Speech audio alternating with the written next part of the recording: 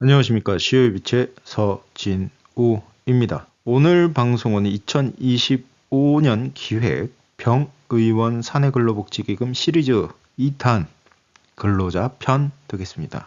지난 방송에서 원장님께서 어떻게 절세가 되는지 제가 말씀을 드렸고요. 많은 원장님들께서 아니 우리는 이렇게 근로자들이 현찰 주는 거 좋아해요. 뭐 하는 거 좋아해요. 그래서 이런 거 귀찮은 거 싫어해요. 이렇게 말씀들을 많이 하세요. 그러다 보니까 근로자분들이 기존에 했던 행위보다 좀 더 혜택을 가져갈 수 있는 게 어떤 건가를 연구하다 보니까 사내근로복지기금을 활용을 했을 때 좀 더 돈을 더 많이 챙길 수 있는 이런 방법들을 말씀드리도록 하겠습니다. 근로자 편이긴 하지만 병의원에서의 사내근로복지기금이란 병원 경영을 하는 원장님 수익의 일부를 출연하여 제가 지난 방송에서 그냥 읽어서 좀 말씀드렸는데 병원 원장님 이꼴이죠. 이꼴 갖다 돈을 벌어서 내가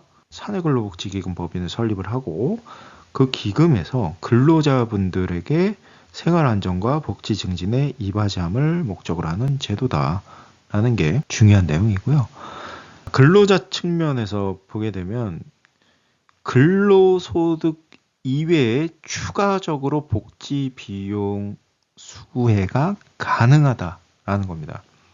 근로소득 이외에 추가적으로. 그러면 어떤 것들이 있냐? 생활안정에 대한 지원을 받을 수가 있고요. 그리고 축하금, 휴가비, 명절 선물 등을 통하여 근로자분들의 재산 형성에 기여를 할 수 있다. 그리고 주택 구입 임차 자금을 지원을 할 수 있다. 요즘에 은행 가면 대출 안 나오잖아요. 그러다 보니까 그런 이제 임차 자금이 조금 부족할 때 이 사내근로복지기금에서 지원을 하거나 혹은 빌려주거나 이런 것들을 할 수가 있는 거예요. 그래서 제가 도움을 주고 있는 병원이나 법인들 같은 경우에는 이렇게 주택 구입 임차 자금이라든가 아니면 전세 자금이라든가 이런 것들을 근로자분들을 위해서 실제로 주고 계시는 분들이 많으십니다. 그리고 장학금, 학원비 이런 것들을 좀 수혜를 받을 수가 있고요. 실질적으로 이런 자금이 집행이 됐을 때 우리 근로자분들이 무언가의 혜택을 받지 않습니까? 그러면 기본적으로 기존에 받았던 거하고 가장 큰 차이점은 뭐냐면 사내근로복지기금에서 받는 모든 자금에 대해서는 증여세가 없습니다. 사내근로복지기금에서 내가 돈을 받아요. 그러면 공짜로 받는 거니까 증여를 받는 거란 말이에요. 비영리법인인 사내근로복지기금에서 받는 자금에 대해서는 증여세가 비과세된다라는 겁니다. 그리고 기금에서 받는 금품은 임금이 아니므로 방금 말씀드렸던 거랑 같은 거지만 임금이 아니므로 소득세와 4대 보험 부과 대상이 아니다. 건보료 막 몇십만 원, 몇백만 원 내면 너무 아깝잖아요. 그러다 보니까 이런 것들이 굉장히 민감해요. 그리고 건보료 계속 올린다고 하지, 국민연금은 지금 이제 하지 말아라 막 그렇게 시위도 하지, 여러 가지 지금 문제가 많은데 그게 다 더 거두려고 하기 때문에 이런 문제가 발생을 하는 거거든요. 그래서 4대 보험 부과가 안 되는 것만으로도 굉장히 좋은 혜택이다. 그러면 근로자 측면에서 한번 바라보면 사내근로복지기금 법인에서 받는 게 세금 없는 증여거든요. 세금 없는 증여. 증여를 받지만 세금이 없다. 이것도 또 잘못 알고 계시는 분들이 계세요. 그냥 사내근로복지기금에서 받으면 그냥 끝 이렇게 하는데 그게 아니고 사내근로복지기금에서 받는 건 모두 증여예요. 증여. 증여인데 증여세가 비과세 된다라는 겁니다. 그리고 법정복지비 절감, 4대 보험, 세금 절감이 되는 거고 이렇게 세금을 안 내면서도 임금 보장의 기능이 있다라는 겁니다. 실질적으로 이게 병원 내 연봉 협상을 하게 될 때 이렇게 연봉 협상을 하게 되면은 의료 인력이 많이 부족하잖아요. 그쵸? 여러 가지 사건, 사고도 많고. 그래서 올려달라고 하면 적정선에서 협의가 돼야 되는데, 좀 더 우리 원장님들께서 불리하게 이렇게 협상이 되는 경우가 많아요. 근데 여기는 적정선에서 하기는 했지만, 연봉 협상을 하는데 기존에 이렇게 직원 12명이 있는데, 여기는 페이닥터 분이 3분이 계시고요. 페이닥터 분 3분이고 나머지 분들은 의료 인력 분들이세요. 그러면 연봉 인상 금액이 이렇게 있잖아요. 그러면 이렇게 쭉 뭐 2천만 원, 2,880만 원, 뭐 800만 원, 1,200만 원 이렇게 쭉 있어요. 연봉을 이렇게 협상을 했단 말이에요. 그러면 월 급여로 계산을 하게 되면 뭐 한 달에 166만 원을 더 받고 240만 원을 더 받고 200만 원을 더 받고 뭐 66만 원 받고 쭉 가서 29만 원을 더 받고 이렇게 더 받으시게 되거든요. 그러면 이게 연봉 인상 금액 자체가 그냥 받을 때하고 복지기금을 도입한 후에 복지기금을 활용해서 내가 혜택을 좀 받을 때 비교를 해봤을 때 개인이 우리 근로자분들이 세금을 안 내기 때문에 소득이 증가하는 게 이렇게 됩니다. 900만 원, 1200만 원, 1100만 원, 230, 245, 337만 원, 108만 원, 108만 원, 289만 원, 92만 8천 원, 90만 8천 원, 53만 2천 원. 이렇게 되는 거예요. 그러면 이거 개인소득 증가라는 부분은 내가 실질적으로 그냥 연봉으로 인상해서 통상임금과 뭐 상여 등등을 받을 때 이렇게 세금 내는 것과 아니면 내가 급여는 그대로 연봉은 고정을 하고 내가 사내근로복지기금에서 받겠다라고 했을 때 개인이 증가하는 소득이 이렇게 넘어가는 겁니다. 그럼 또 그렇게 또 물어보시는 분들이 있어요. 아, 그러면 퇴직금은 어떡하냐? 퇴직금이라는 거는 연 기준으로 계산을 하잖아요. 그쵸? 연 기준으로 계산을 했을 때 우리 첫 번째 볼게요. 월급 추가적으로 더 받는 게 166만 6,666원이거든요. 그러면 연말에 이 166만 6천 원만 한 번 더 주면 되는 거예요. 총 합산으로. 그러면 917만 원에서 166만 원을 뺀다? 그러면 얼마가 남죠? 그래도 850만 원이 훨씬 이득인 거죠. 예. 그래서 이런 퇴직금 가지고 얘기를 하게 되면 이거는 오히려 근로자분들이 손해를 보는 거거든요. 근데 많은 원장님들께서 그럼 뭐 퇴직금 얘기하고 뭐 얘기하고 그리고 또 많이 얘기하는 게 뭐가 있냐. 자, 한 가지 퇴직금 많이 얘기하고 그 다음에 대출 얘기해요. 대출. 자, 연봉 2천만 원 좀 오르고 연봉 700 오르고 연봉 400 오르고 뭐 이렇게 올라요. 그래봤자 대출 한도가 늘어나지는 않아요. 지금 개인 신용대출 안 됩니다. 은행 가셔도.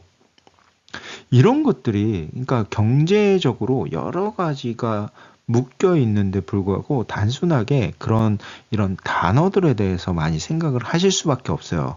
왜냐? 원장님들은 진짜 전문적으로 우리 사람의 생명을 살린다던가 아니면 다친 곳을 치료를 주신다던가 이런 업무를 하시는 분들이다 보니까 당연히 모르실 수밖에 없는 거예요. 그러니까 이거는 원장님들의 잘못은 아니죠. 그런데 우리 근로자분들이 그렇게 무언가 이제 뭐 퇴직금이다, 대출 문제가 있다, 뭐 귀찮다 이런 걸 얘기를 했을 때 이렇게 직원 한 명 한 명당 이렇게 계산을 해서 얘기를 해주게 되면 굉장히 좋아하십니다. 지금 여기 있는 이제 페이닥터 원장님들하고 그리고 우리 이제 실장님 그리고 뭐 데스크까지 해가지고 여기는 실질적으로 요렇게 해줬어요. 그러니까 개인 소득이 이렇게 증가를 하게 되죠. 그러면 여기서 한 가지 더 있어요. 이렇게 개인 소득이 증가했다라고 하는 거는 여기에 뭐가 있냐? 소득세와 4대 보험료가 포함이 되어 있는 거거든요. 그러면 직원들하고 사업주하고 뭘 나눠서 내죠? 4대 보험을 나눠서 내요. 4대 보험을 나눠서 내면 원장님은 또 뭐가 생겨요? 4대 보험이 절세가 되는 거예요. 직원들의 연봉이 인상됨으로써 내야 하는 원장님이 내야 하는 4대 보험료가 절세가 되는 겁니다. 그건 물론 제가 다음 시간에 다시 한번 말씀드리겠지만 4대 보험료가 절세가 되죠.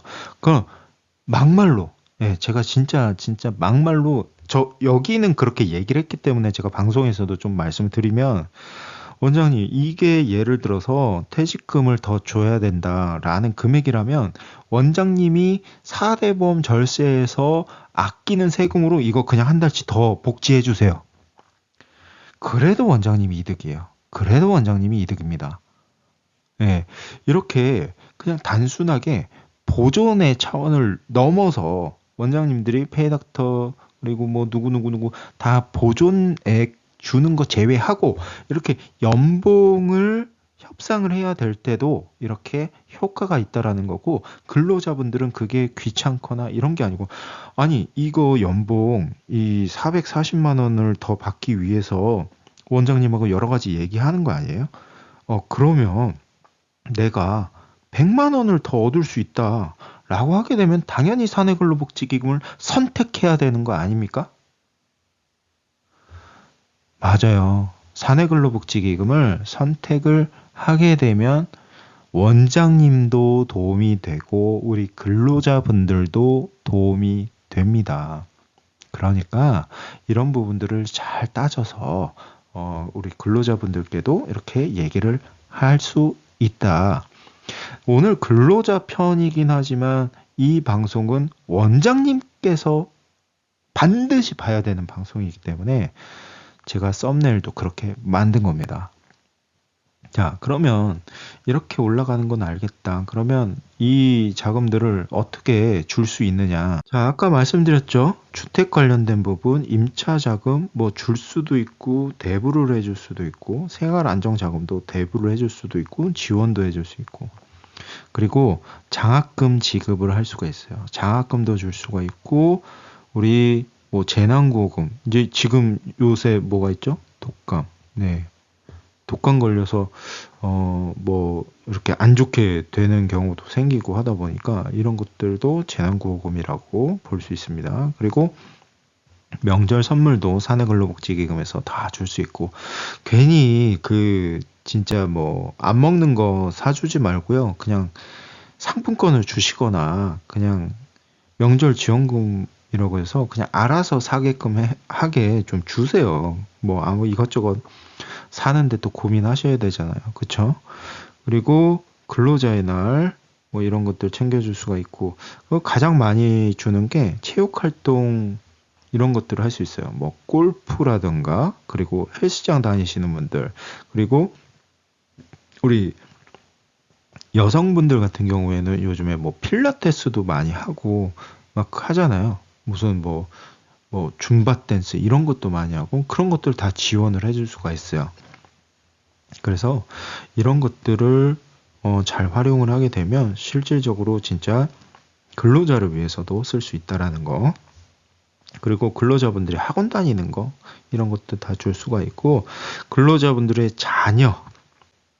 자녀분들의 학원비 그러니까 이게 양육비 같은 거거든요. 그러다 보니까 학원비 같은 거 줄 수 있고 그리고 문화활동비 뭐 이제 뮤지컬을 좋아하시는 분들도 있고 여러 가지 스포츠 같은 걸 좋아하시는 분들도 있고 그래서 그런 걸 보러 간다 그런 거 다 지원을 해줄 수가 있고 요즘 극장가가 좀 많이 좀 떨어지긴 했지만 영화 많이 개봉했잖아요. 그런 것들 다 지원을 해줄 수가 있다라는 거고 책 사는 거 이렇게 요즘에 좋은 책 많이 나왔어요. 그래서 책 사는 거 다 지원을 해줄 수가 있고 그리고 경조 비용 축의금, 조의금, 뭐 제1호금 이런 거 다 줄 수가 있고 여기에 가장 중요한 거 이거는 한도가 없습니다. 비용 처리 한도가 없기 때문에 잘 활용하시면 좋을 것 같고요. 그리고 이제 콘도 사용료 같은 거 병원에서 예를 들어서 콘도를 이제 사내근로복지기금에서 구입을 해가지고 우리 직원분들 쓸 수 있게 하게 되면 이것도 복지가 됩니다. 그리고 근로자분들의 가족분들까지 의료 인력이기 때문에 건강에 신경을 굉장히 많이 쓰시잖아요. 그러니까 건강검진비 같은 거, 물론 우리 원장님들께서는 뭐 알아서 더 뭐 이렇게 좋은데 싸게 하실 수 있겠지만 이런 것들도 다 지원을 해줄 수가 있는 겁니다. 그래서 근로자분들이 실질적으로 임금 인상 없이 이런 혜택들을 받을 수 있다. 이런 혜택들을 받게 되면 원장님은 자연스럽게 절세가 된다. 이게 굉장히 중요한 핵심 내용입니다. 그래서 오늘은 근로자분들이 여러 가지 이제 뭐 귀찮아하거나 말을 할 때 이제 뭐 저는 이래서 안 돼요, 이래서 안 돼요, 이런 말을 할 때 충분히 이 소득 증가분에 대해서도 말을 할 수가 있기 때문에 이런 것들을 잘 활용하시면 좋을 것 같습니다. 근데 이게 계산이 사실 원장님들께서 쉽지 않으니까 이런 것들이 좀 필요하다라고 하시게 되면 시외 상담 신청 남겨주시면 제가 도움 드릴 수 있도록 하겠습니다. 오늘 내용이 도움이 되셨나요? 오늘 내용이 도움이 되셨다면 좋아요와 알림, 구독, 댓글, 공유 부탁드리겠습니다. 상담 신청 링크는 아래 더보기를 클릭하세요. 시외 위치에 서진우였습니다.